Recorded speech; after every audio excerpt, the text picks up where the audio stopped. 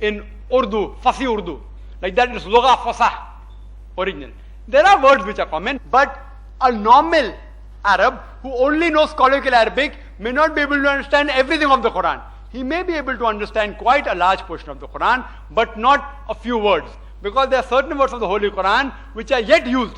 There are certain parts in Arab countries which still use Lugha Fasah, but very few. But the normal which you go to cities, like you have a person, many people go to Saudi Arabia, to do jobs. And within 15 days they learn Arabic. What they learn? Kaifa haluka? How are you? Ismuki? What's your name? Mirwatun fan? There's no Mirwatun in the Quran. So if you learn the normal colloquial Arabic, it will help you to understand the Quran little bit more. But I would advise the Muslim to learn Lugha Fasah. Lugha Fasah. The brother asked the question that what steps have IRF taken? It's unfortunate that I could not find a teacher in Arabic who knows Arabic, Lugha Fasah, who can teach in English. There are many, alhamdulillah, available in India, but who can teach in English, there are few. And that also what they teach normally in universities and schools is the colloquial Arabic. Same thing, Ismuki, what's your name? They'll talk about Talla Sutun, the duster and the blackboard, and the Kursiyun, the chair. What I wanted, and I approached many people. We had, alhamdulillah, one such session a couple of years ago, which we had, alhamdulillah, about 45 students, out of which about 15 were doctors, 19 were engineers, all, because the course was jam-packed, many applications came, we selected the cream. But due to the rats, unfortunately rats took place and the course was not completed in the way that we wanted to be completed. What you should learn today, there are various books also available, various books. The sister asked me, what's my experience? I had a great deal of experience trying to find the teacher, trying to learn myself, but was quite disappointed because what I wanted I didn't acquire. Neither could I find the teacher, etc. I've approached many people, not in India, throughout the world. Inshallah, we have made a good effort and now very soon we'll be having a proper course. Amongst the books available, IRF has got more than 50 different books on how to learn Quranic Arabic. The one which are worth mentioning, one of them, which is very simple, by Maulana Abdul Karim Parekh, translated into Urdu first, then someone translated into English. He only mentions first 25 pages about Arabic grammar. Very short, very minimal Arabic grammar. And then translates the Arabic words which occur in the fashion which occurs in the Holy Quran. First dealing with Surah Baqarah, all new words of Arabic in Surah Baqarah. Then Surah Al-Imran, which has been repeated in Surah Baqarah, it won't be repeated in Surah Al-Imran in this way. This is good only for a person who is interested in superficial understanding, because the grammar is not understood well. But for people who have less time, this is fine. Other book without a teacher is by Dr. Ibrahim Surti from Birmingham. He has a book along with an audio cassette, and he gave a talk in IRF a couple of years ago, Learning Quranic Arabic, a modern method. It's a book which is available in IRF, and in 60 hours you can learn Quranic Arabic. These two are without teacher. With a teacher, one of the good books is by Abdullah Abbas Nadwi. Abdullah Abbas Nadwi, he passed off from Nadwa and now at present is Makkah. What he has done is what we wanted, that give examples of Arabic words which occur in the Holy Quran.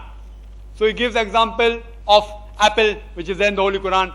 Those words which occur in the Holy Quran, those words he give examples, which is good. But yet we require a teacher for that. The person who I felt is best in my humble research, not that I'm a great scholar, not that I met many people, but I tried to meet, and alhamdulillah I've met all these three people who have written all these three earlier books. The person who was maximum impressed was by Dr. Fah Abdur Rahim of Medina University. Fah Abdur Rahim. He has a novel way of teaching people. And his book, it's available in 3 volumes, which has also been reprinted in Madras by the Islamic Foundation Trust. It's a book which is followed by various universities throughout the world in teaching Arabic. And he, alhamdulillah, knows several languages. He's a linguist. At present, he's the head of the department of the translation section of the King Fahd printing press. He has been in the Marinda University for more than 25 years. Alhamdulillah, his English is beautiful. He knows Urdu, various languages, Arabic, German, and even French, Spanish, alhamdulillah. He has a style, while he teaches the foreign student, he learns his language also. And his different approaches that he teaches a person, for example, he's taken out a book on how to learn the Arabic alphabets. All the books that I've come across start with Alif, Ba, Ta, Sa. His book has a novel approach. He has done a survey since he's from Madras of Tamil language. He says the easiest letter to pronounce in Tamil as compared to the Arabic letter is Lam. The first letter is mentioned in his book is Lam. The other letter which is easier is Mim. So it comes Mim. Moment you learn Lam, along with it, he teaches Fatta, Dhamma, Kasra. La, Li, Lu. What we learn normally is Alif, Ba, Ya, Alif, Be, Te, Se. Out there it's Alif, Ba, Ta, Sa. And then after reading all the letters, then we start A, I, U, Ba, Bi, Bu. This is a different approach. The letter which is easiest pronounced in Tamil language is Lam. So it starts with La, Li, Lu. Then Mim, Ma, Mi, Mu. Then with these two letters, he forms words. Lam, Lim, Lum. And then he says even a person doesn't know the order, yet he can understand. And then he goes on how to read the Arabic without Fatta, Dhamma, Kasra. And I had opportunity to spend time with him for a few days, alhamdulillah. He is a great scholar and a unique approach. Inshallah, we have requested him to come to IRF. We have requested Abdullah Abbas Nadwi to come to IRF. All of them have agreed. So inshallah, after Ramadan, we may be having such a Quranic course, which inshallah will be a unique one. And we'll see to it that we video record it, so that people who are not present, though they may not be able to get that same impact, they will at least have the gist of it. Hope that answers the question. Our Hindu brother, the relevant question, therefore I'm just closing the program today with this question and the vote of thanks I'll be following up. Our Hindu brothers say that in Quran it is said, cut down the kafirun, so it should be banned. Would you please explain the background of cutting down or qital of kafirs, reference Surah Tawbah? The brother, non-Muslim brother of ours, he has given a reference from Surah Tawbah that the Quran says, cut down the kafirs, kill them. So the book should be banned. Can you explain? The brother mentioned the chapter number, he didn't give the verse number. The brother is referring to a verse of the Holy Quran from Surah Tawbah, chapter number 9, verse number 5, which does say that wherever you find a kafir, one who rejects the truth, a mushrik, you kill him.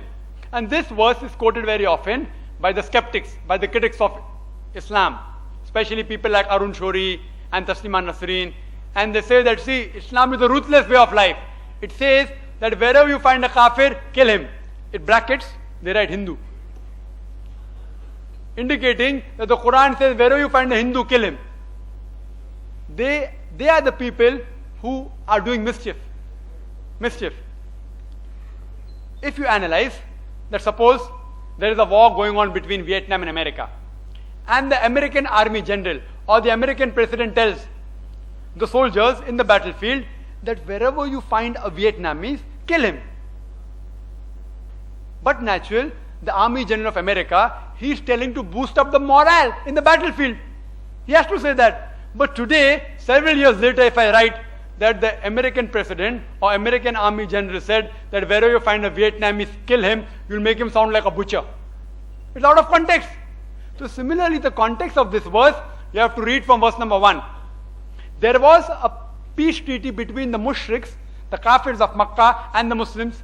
This peace treaty was unilaterally broken by the mushriks of Makkah, by the kafirs of Makkah. At that time, Allah revealed this verse, that we give you a time of 4 months.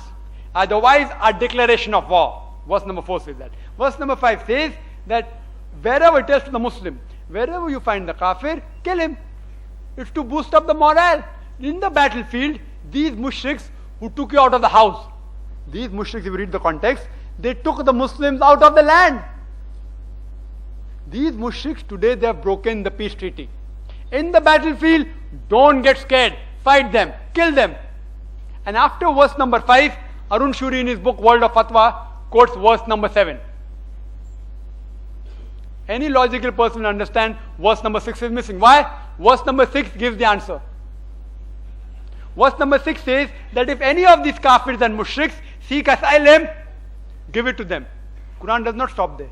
Quran says, escort him to a place of security so that he will hear the word of Allah subhanahu wa ta'ala. The Quran does not say when any of these mushriks, these enemies, seek asylum, don't just let him go. Quran says, escort him to a place of security. tell me which army general today in the world who will be so generous, so merciful, maximum tell his soldier that if an enemy wants to go, let him go. Which army general today will say, escort him to a place of security? Quran says, don't just let those kafir go, escort them to a place of security so that they will hear the word of Allah subhanahu wa ta'ala. So in the battlefield, this context is there. In the battlefield, don't get scared. Fight the people who drive you out of your house. Fight them, those who fight you. Don't get scared. But if they seek asylum, escort them to a place of security. So Islam, alhamdulillah, it promotes communal harmony more than whatever all the others, UNO and human rights, what they're talking today, Quran mentions 14 years ago.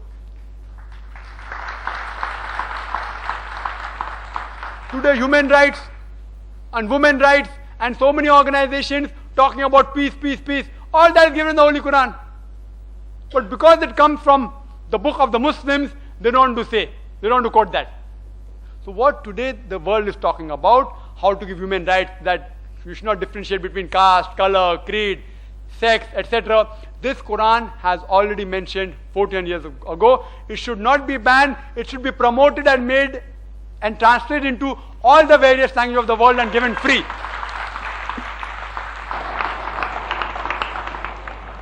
We thank Almighty Allah for making this program possible for all of us here today. On behalf of the IRF, I thank all our esteemed guests and brothers and sisters present here today for their interest and enthusiasm displayed. We appreciate and thank all persons of the professional video recording team, mostly from the USL 20th Century Fox Studios, who have recorded this event for millions of others to see. Lastly, I would like to congratulate and thank our many volunteers in the organizing committees, all around me and outside, some not watching the program, for their dedicated efforts in the organization of this program for all of us. Jazakallah khair. You may keep in touch with the IRF and its regular programs, including watching IRF program broadcast across 68 countries all over the world by the ATN satellite TV channels on Mondays, Wednesdays and Fridays from 6 to 6:30 a.m.